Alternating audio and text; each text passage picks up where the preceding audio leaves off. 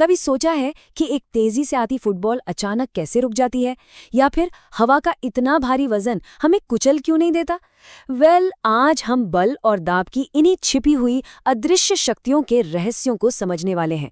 वो शक्तियां जो हमारे खेल से लेकर हमारी सांसों तक सब कुछ कंट्रोल करती हैं। तो चलिए एक मजेदार पहेली से शुरुआत करते हैं। सोचिए जरा, एक गोलकीपर, एक रोटी बनाने वाला और एक पेड़ से गिरता हुआ सेब, इन तीनों में आखिर क्या कॉमन हो सकता है? सुनने में थोड़ा अजीब लग रहा होगा, है ना? पर इसका जवाब आज के हमारे टॉपिक के बिल्कुल सेंटर में है। जैसे इस गोलकीपर को ही देख लीजिए। गेंद को रोकना बहुत सीधी सी एक्शन लगती है, लेकिन इसके पीछे एक बहुत ही फंडामेंटल प्रिंसिपल काम कर रहा है।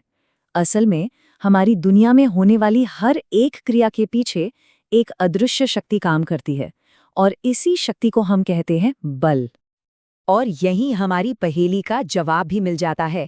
बल या फोर्स, चाहे वो गोलकीपर का गेंद रोकना हो, या फिर आटा गूंथना हो, या सेब का जमीन पर गिरना, इन सब के पीछे बल ही तो है। तो चलिए इस शक्ति को थोड़ा और करीब से समझते हैं। अगर साइंस की भाषा में कहें तो बल बस किसी भी चीज पर लगने वाला एक धक्का या खिंचाव है, अ पुश और अ पुल। यही वो चीज है जो एक रुकी हुई फुटबॉल को चला देती है या एक चलती हुई गाड़ी को रोक देती है। जरा सोचिए, हम दिन भर में कितनी ही बार बल का इस्तेमाल करते हैं, है ना? जैसे दरवाजा खोलना, इसमें धक्का भी लगता है और खिंचाव भी। या कुएं से पानी निकालना, ये एक तरह का खिंचाव है। और फुटबॉल को किक मारना, वो तो एक जोरदार धक्का है। मतलब ये सारी एक्शंस हैं तो असल में बस पुश या पुल ही।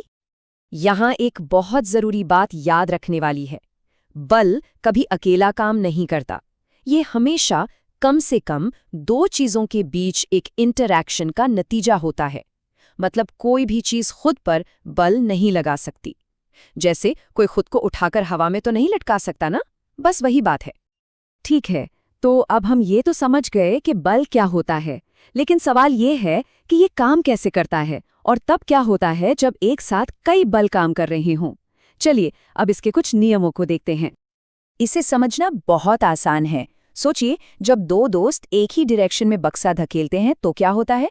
उनकी ताकत जुड़ जाती है और काम आसान हो जाता है। लेकिन अगर वही दोनों आमने सामने से जोर लगाएं तो वो एक दूसरे की ताकत को कैंसिल कर देते हैं। रस्साकशी का खेल तो सबने देखा ही होगा। ये इसका सबसे बढ़िया एग्जाम्पल है। अगर दोनों टीमें बिल्कुल बराबर ताकत से रस्सी खींच रही हैं तो रस्सी कहीं नहीं जाएगी। क्यों? क्योंकि दोनों तरफ का बल बराबर है। Net force 0। जीतता वही है जो ज्यादा जोर लगा पाता है। तो कुल मिलाकर देखें तो एक बल क्या क्या कर सकता है?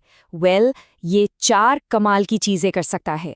पहली, किसी रुकी हुई चीज को चला सकता है। दूसरी, किसी चलती हुई चीज की स्पीड बदल सकता है। तीसरी, उसकी डायरेक्शन बदल सकता है। और चौथी, ये किसी चीज का शेप यानी आकार भी बदल सकता है। जैसे यहाँ देखिए, हाथ का बल तेजी से आती हुई गेंद की स्पीड को बिल्कुल 0 कर देता है। ये फोर्स से स्पीड बदलने का एक परफेक्ट एग्जाम्पल है। और ये भी देखिए कि बल हमेशा किसी चीज को रोकता ही नहीं है। यहाँ एक रूलर से टकराकर गेंद ने सिर्फ अपनी डायरेक्शन बदल ली, हो सकता है उसकी स्पीड उतनी ही रहे। है ना कमाल की बात? और अब देखते हैं बल का चौथा कमाल, शेप बदलना। जब आटा गूंथा जाता है तो हमारे हाथों का बल ही तो है जो उसे इतना नरम और फ्लेक्सिबल बना देता है। तभी तो उसकी रोटी बन पाती है। अच्छा, अब बलों को और आसानी से समझने के लिए हम उन्हें 2 मेन ग्रुप्स में बांट सकते हैं। और ये क्लासिफिकेशन इस बात पर बेस्ड है कि क्या फोर्स लगाने के लिए चीजों को एक दूसरे को छूना जरूरी है या नहीं। पहला है संपर्क बल या कॉन्टैक्ट फोर्सेस। जैसा कि नाम से ही पता चल रहा है, ये तब काम करते हैं जब चीजें फिजिकली एक दूसरे को टच करती हैं, जैसे किसी चीज को उठाना या धक्का देना। और दूसरे हैं गैर संपर्क बल या नॉन कॉन्टैक्ट फोर्सेस। ये तो भाई दूर से ही अपना जादू दिखाते हैं, जैसे एक चुंबक का लोहे को खींचना या फिर ग्रेविटी का हमें नीचे खींचना। यहाँ इन 2 तस्वीरों में ये अंतर बिल्कुल साफ दिखता है। एक तरफ जानवर अपनी मांसपेशियों की ताकत से यानी छूकर गाड़ी खींच रहे हैं, ये हुआ संपर्क बल।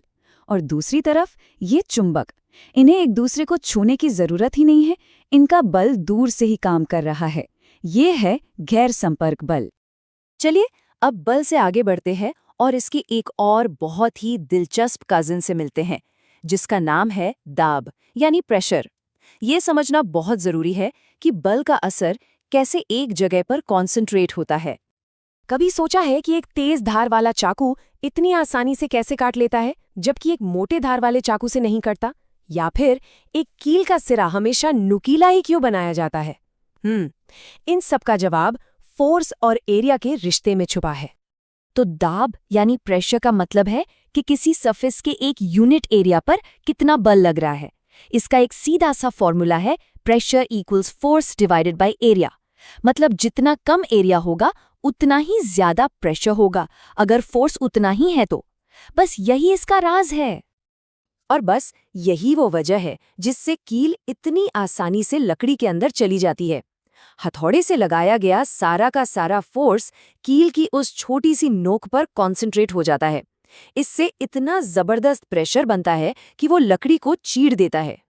और अब हम आते हैं अपने आखिरी और शायद सबसे हैरान कर देने वाले हिस्से पर।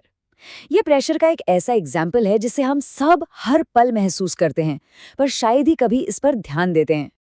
ये जो रबड़ का सक्शन कप है, ये किसी सरफेस पर कैसे चिपक जाता है? सिंपल है।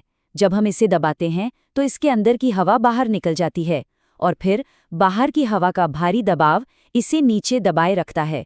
बस इसी अदृश्य दबाव को हम वायुमंडलीय दाब या एटमॉस्फेरिक प्रेशर कहते हैं। इसकी ताकत कितनी है ये दिखाने के लिए 17वीं सदी में ऑटो फोन गेरेके ने एक कमाल का एक्सपेरिमेंट किया था। उन्होंने धातु के 2 खोखले गोलों को जोड़ा और अंदर से सारी हवा निकाल दी। फिर दोनों तरफ 8-8 घोड़े लगाकर उन्हें खींचने की कोशिश की। पर जानते हैं क्या हुआ? बाहर की हवा का दबाव इतना ज्यादा था कि वो 16 घोड़े मिलकर भी उन गोलों को अलग नहीं कर पाए। तो आखिर ये दाब है कितना शक्तिशाली? अंदाजा लगाइए, सिर्फ 15 बाय 15 सेंटीमीटर के एरिया पर, मतलब लगभग 1 हथेली के बराबर की जगह पर हमारे ऊपर की हवा का वजन करीब 225 किलोग्राम होता है। 225 किलोज। ये तो एक भारी भरकम इंसान के वजन से भी ज्यादा है। सचमुच यकीन करना मुश्किल है। और ये हमें हमारे आखिरी और सबसे बड़े सवाल पर ले आता है। अगर हम पर इतना जबरदस्त वजन है तो हम इसके नीचे कुचल क्यों नहीं जाते? इसका जवाब एक शब्द में है, संतुलन, बैलेंस। हमारे शरीर के अंदर जो प्रेशर है वो बाहर के एटमॉस्फेरिक प्रेशर को परफेक्टली बैलेंस करता है। ये कुदरत का एक ऐसा अदृश्य लेकिन परफेक्ट संतुलन है जो हमें इस भारी भरकम वजन के नीचे भी आराम से जिंदा रखता है।